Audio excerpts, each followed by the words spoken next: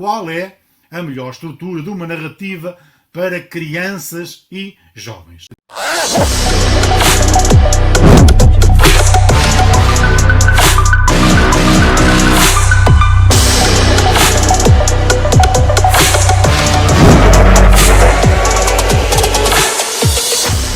Nós, quando falamos de uma estrutura narrativa, ou quando falamos de uma narrativa, estamos a admitir que existe uma maneira de escrever essa narrativa. E, de facto, há uma estrutura habitual, diríamos que é a estrutura comum, e é, no fundo, aquela estrutura que os professores explicam aos alunos quando lhes dizem que um texto, um bom texto, deve ter um princípio, um meio e um fim.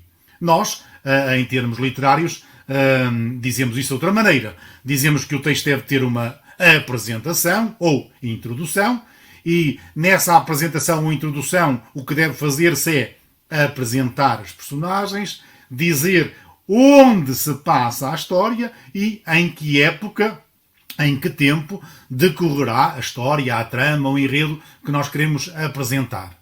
Depois da apresentação segue-se o desenvolvimento. E o desenvolvimento é constituído, sobretudo, pelas ações das personagens.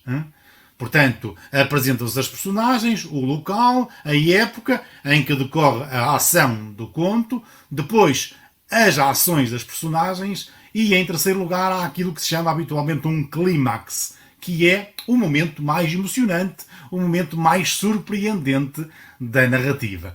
É o momento em que o nosso leitor, aquele que está a ler a nossa história, sente uma comoção interior e quer saber como é que as personagens vão agir e reagir para resolver esse problema. E temos, finalmente, aquilo que podemos chamar um desfecho, ou seja, os acontecimentos, os conflitos, a trama é resolvida e, vamos dizer assim, a ordem é reposta.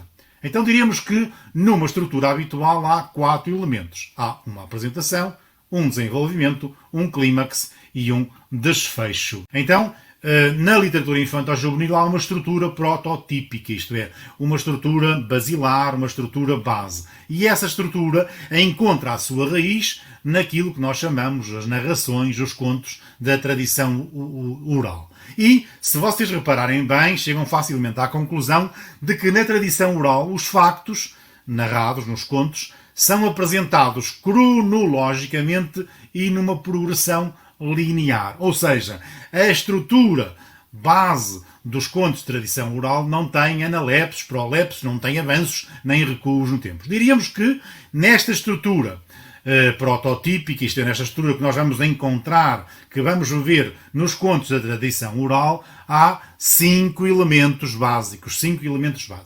O primeiro é a sucessão dos acontecimentos. Isto é, existe um conjunto de acontecimentos, de ações que se situam no tempo e no tempo que avança. Um segundo elemento importante é a unidade temática, que é, sobretudo, quase sempre, garantida pela existência de um sujeito, ator, personagem, narrador. Habitualmente é o narrador, que pode ser uma personagem ou não, pode ser um narrador testemunha, presente ou ausente, ou não, é o narrador que garante a unidade temática, é o narrador que, de certo modo, conduz a narrativa. E este é um segundo elemento importante.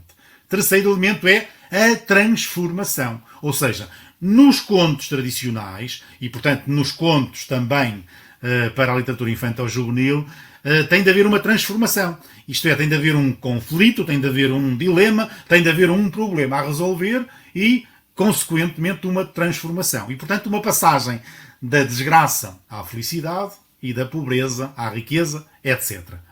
Mas a transformação é sempre importante. Há ali, a dado passo, no conto, na narrativa, um problema, um dilema, um conflito, e há alguém, ou há alguma coisa, também pode ser um objeto mágico, etc. Há alguma coisa que vai transformar, que vai mudar o curso, o rumo da narrativa.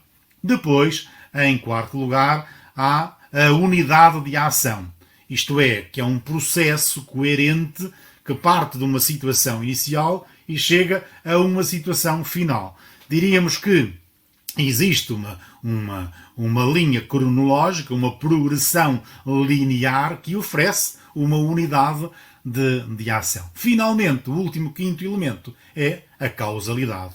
Isto é, a intriga, a trama, cria-se através de relações causais entre os diversos acontecimentos. Então, diríamos que os 5 elementos base da estrutura prototípica de um conto infantil-juvenil encontra a sua raiz e tradição nos contos da narração oral e são os seguintes: sucessão dos acontecimentos, unidade temática, transformação, unidade de ação e causalidade. São os 5 elementos fundamentais.